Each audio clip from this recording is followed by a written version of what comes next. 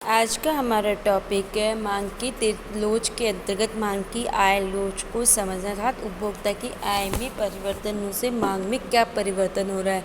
आय बढ़ने से वस्तु की मांग बढ़ रही है या घट रही है, आय कम होने से मांग बढ़ रही है घट रही है, हमको इसमें ये देखना है।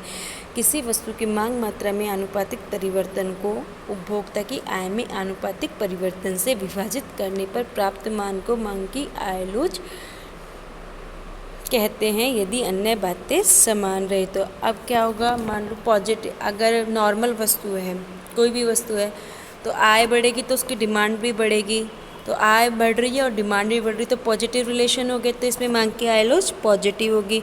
और घटिया वस्तुएं होती है जैसे बाजरा, जिसको हम लोग कम खाना पसंद करते हैं, तो आय बढ़ती तो लोग बाजरे से गेहूं की तरफ जाना पसंद करते हैं, तो इन वस्तुओं में मांग की लोच ऋणात्मक होती है तथा आय बढ़ी तो उन वस्तुओं की मांग घट गई।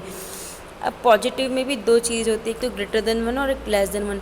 मान लो विलासिता की वस्तु है, कोई सोना है, तो जिसमें आय बढ़ी उससे बहुत ज़्यादा हम उसकी डिमांड बढ़ा देंगे, और आवश्यक वस्तु है उसमें आय से बढ़ी लेकिन डिमांड हमारी उसके रेशियो में कम बढ़ेगी। अब इसमें मांग की धनात्मक आय लोच है, जब आय बढ़ गई, हमारी आय से आय वन हो गई तो हमारी डिमांड इतनी बढ़ गई। शून्य आय लोच है, आय कितनी भी बढ़ जाए हमारी डिमांड उतने की उतनी। और ऋणात्मक आय लोच है, जब हमारी आय बढ़कर आय से आय वन हो जाती है तो हमारी डिमांड कम होकर एक्स से एक्स वन हो जाती है। तो इस प्रकार मांग की आय लोच का अध्ययन उपभोक्ता की आय में चेंज होने पर मांग में क्या परिवर्तन होता है उसको जानने के लिए बहुत ज़रूरी है।